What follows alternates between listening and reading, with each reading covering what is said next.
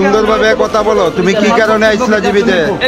আমি কারেন্ট যাওয়ার আগে থেকে এই জায়গায় দাঁড়ানো, কারেন্ট গেছে আমার পায়ে লেগে ব্যাগটা আমার পায়ে পড়ছে, তাহলে ব্যাগটা একবার না দুইবারই পড়ছে, তুলে রাখছি।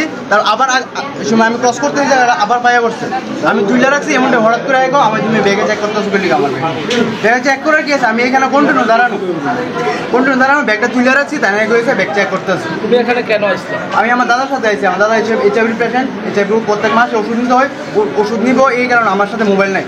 আমি এই জায়গায় দাঁড়ানো আছি, দাদা আছে আমার এই জায়গায় পায়ে সোনোগ্রাফির জায়গার মধ্যে এইচআইভির কি চিকিৎসা? আমি এখানে দাঁড়ানো, আমার সাথে মোবাইল নাই। কি কারণে আইছেন?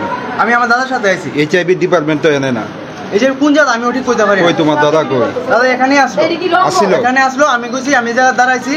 আচ্ছা আমার দাদা আমার পায়ে লাভ, আমি দাদার পায়ে লাই, তোমার আমার সাথে ফোন নাই, তা ওই কারণে আমি এখানে দাঁড়ানো। কি নাম তোমার? আমার নাম পঙ্কজ দেব। কোনখানে বাড়ি? আমার নাগেরজোলা। এখন অব্দি দাদারে পাইছনি কইয়া? আমি আশা করি সামনে গেলে পাইলাম। আচ্ছা এরকম কিছু শুনলে দাদা মোবাইল আছে পকেটে নাকি? না আমার সাথে মোবাইল না, ফোনটা ডিসপ্লে ভাঙছে, তাহলে রিপেয়ারিং এ দোকানে দেওয়া। উনি তো কইছে উনি ব্যাগ খুললা তুমি চেক করতেছো, তাই না? তো তাই মন বানানোর কথা কইছে, ব্যাগটা আমার পায়ে পড়ছে, এই জায়গা আমি প্রথমবার পায়ে পড়ছে, তুইলা রাখছি দাঁড়ায়। এতগুলি লোকের মধ্যে আবার পায়ে লাগছে, এতগুলি লোকের মধ্যে শুধু তোমাদেরই উনি ইন্ডিকেট করছে, কারণ আমি এখানে দাঁড়ানো আসলাম, তাহলে ব্যাগটা ওই কোণাতে এই কর্নারে আমি দাঁড়ানো। আমি যাওয়ার সময় ব্যাগটা তুইলা এভাবে রাখছি, তাহলে কইছে আমার ব্যাগে চেক করতেছো কেরকম, এখানে ব্যাগে কি আছে আমি কি চেক করছি, আমি তো কিছু বুঝতে পারছি না, তাই কইছে ব্যাগ চেক করছে কেন।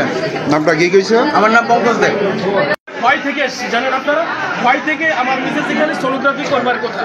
তো আমি যখন এখানে থাকার কারণে একটু বুঝার চেষ্টা করেন, আমি কি নাটক কিছু একটা পাইলে মোবাইল খুললা বইয়া দেয়। আমি ব্যাপার হলো আমি ক্ষয় থেকে এসে আজকে একটার সময় আমার সোনোগ্রাফির অ্যাপয়েন্টমেন্ট ছিল।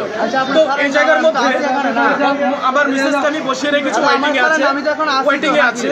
তো মুদ্রা কথা হচ্ছে আমি ব্যাগটা ওখানে রাখলাম, যতক্ষণে কারেন্টটা গেল তৎক্ষণাৎ সে ব্যাগের মধ্যে দুইবার করে হাত ঢুকে আমার পায়ে লিখে পড়ছে, ব্যাগটা তুলে রাখছে। ব্যাগের মধ্যে কি আছে? তো ব্যাগের মধ্যে কি কি ছিল একটু দেখো তো, আমার ব্যাগের মধ্যে কি ছিল। আমার নিজের টাকা পয়সা নেওয়ার জন্য চেষ্টা করেছে। কি বলতেছেন এসব কথা? টাকা পয়সা নেওয়ার জন্য চেষ্টা করছে। তো এখন আমি এখানে সঙ্গে সঙ্গে যখন আমি ওকে দেখলাম যে আমার ব্যাগের মধ্যে মারাত্মকভাবে সে খোঁজাখুঁজি করছে, তখন আমি তার সঙ্গে সঙ্গে ওকে ধরলাম, আমি এখানে পয়সা ধরলাম। বাজে কথা আমি বলতেছি। এখন দেখছেন নি ব্যাগের মধ্যে কি কি দিয়েছে? এখন আমি দেখছি না, একটু দেখবা তো। কারণ আমার নাম আমার ব্যাগটা হতো চুপ তো পরে কথা বলো। মারতেছে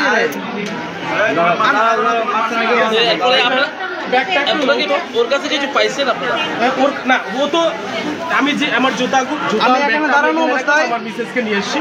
তো আমি ব্যাগটা যে এখানে রাখা অবস্থায় সে দেখলো, তো তৎক্ষণাৎ সে কি করলো, যেই ইলেকট্রিসিটিটা গেল, কারেন্টটা গেল, তৎক্ষণাৎ এই চেইনটা খুললো, এই চেইনটা খুললো, খুলে কিছু না পাওয়ার কারণে এই চেইনটা খুললো, খোলার পরে এই চেইনগুলো খুললো, ঠিক আছে? আমি তো লক্ষ্য আপনার নাম কি? আমার নাম সুধন নমস্কার, আমি ক্ষয় থেকে আসছি, আমি একটা শিক্ষকতার পেশায় আছি। এখন দেখছেন নি ব্যাগের মধ্যে থেকে ব্যাগের কিছু মধ্যে চুরি আমার করছে? মিসেসকে বললাম এটার মধ্যে কি রাখা ছিল আমি ঠিক জানি না। নিতে পারছেন কিছু? টাকা পয়সাগুলি আমার নিজের মানি ব্যাগে ছিল। এটা একটা ইয়ে ছিল, কি বলে, এটা একটা রিপোর্ট আমি কালেক্ট করেছি আমার আমার ব্যাগটা পায়ে পড়ছে, আমি তুলে রাখছি, আমি চেক করতেছি। রাধাকৃষ্ণ জুয়েলারি নিয়ে এসেছে বছরের সবচেয়ে বড় ডায়মন্ড ফেস্টিভ্যাল 16 আগস্ট থেকে 31 আগস্ট 2025। রোশনি ডায়মন্ডের অসাধারণ কালেকশন নিয়ে হাজির আমরা। থাকছে 100% ছাড় হীরের গয়নার মজুরিতে, সাথে নিশ্চিত উপহার প্রতিটি কেনাকাটায়। এমন সুযোগ আবার কবে আসবে? তাই আর দেরি না করে আজই চলে আসুন আপনার নিকটস্থ রাধাকৃষ্ণ জুয়েলারির শোরুমে। উষা বাজার, আগরতলা, ধর্মনগর, বিলোনিয়া, উদয়পুর, পোলো সেন্ট্রাল মল, আগরতলা। সবার সাদর আমন্ত্রণ। রাধাকৃষ্ণ জুয়েলারি।